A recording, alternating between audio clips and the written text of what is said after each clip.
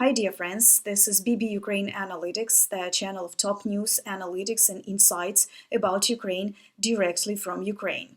My name is Olena, and we together with Bogdan were not very active last week, and I'm really sorry for this. You know that heavy battles are now taking place near Avdiivka. We are receiving bad news from there. We are suffering heavy losses. So one of my fourth cousins was killed last week near Avdiivka during one of the battles. Truly speaking, this news knocked me out of my usual mode of work, but I'm pulling myself together. I understand that life is going on and we are alive. And while we are alive, we will inform you about what's going on here in Ukraine. So stay with us, support us, subscribe to our channel, write your comments so more people can hear the truth about Russia-Ukraine war.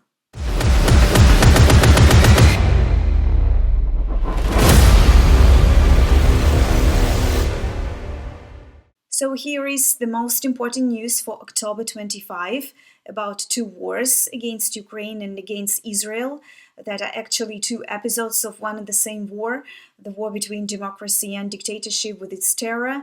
And here in Ukraine, we understand this very well. Front line, Avdiivka. Russians are regrouping due to significant losses. Putin ordered his troops to race Avdiivka to the ground and capture the city at any cost, just like they did with Mariinka and Bakhmut.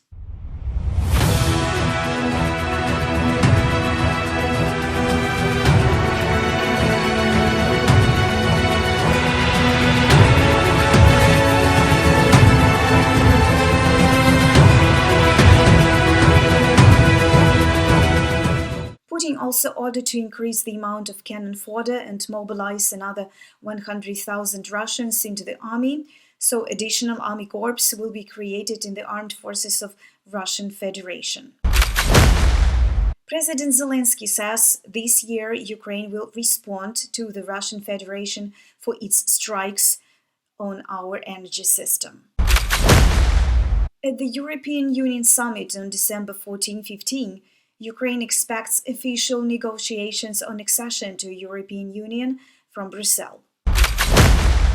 Turkish President Erdogan cancelled his trip to Israel and supported Hamas.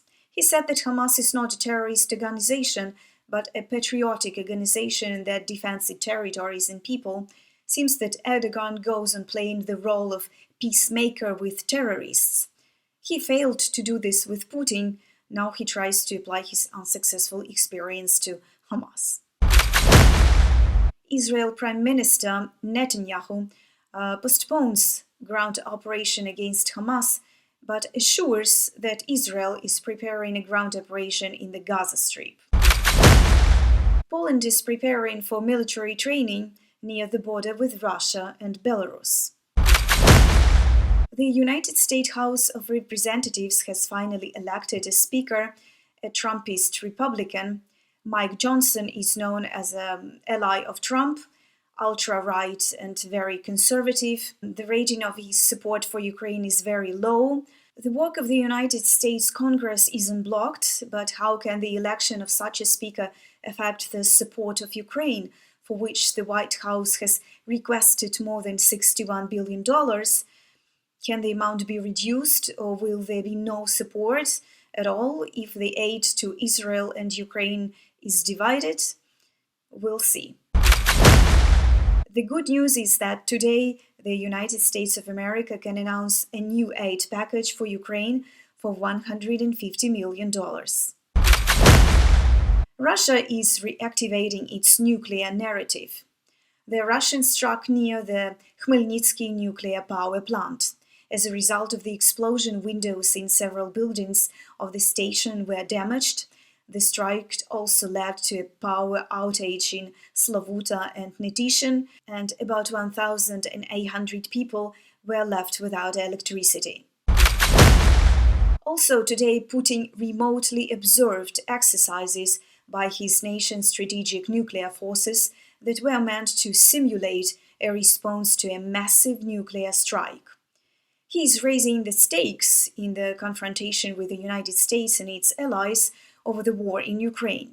Ballistic and cruise missiles were launched during the exercise, which involved nuclear forces on land, sea, and in the air. The White House said Tuesday that Russia had given notice it was going to stage the nuclear exercises called Grom, or Thunder. They came as NATO began its own annual nuclear exercise known as Steadfast Noon on Monday. And actually, there are two more reasons why Russia demonstrates their possibility of a nuclear attack. The first is that Russians feel somewhat insecure at the front line and have no significant achievements or victories. So, in such cases, they usually continue to blackmail the world. Putin shows off as a nervous crazy, as if saying, "I'm nervous, if you make me more nervous, I will push the button and start a nuclear war." Usually, Russia's nuclear narrative is an indicator that they are not doing well, and in such a way they try to make the West talk to them.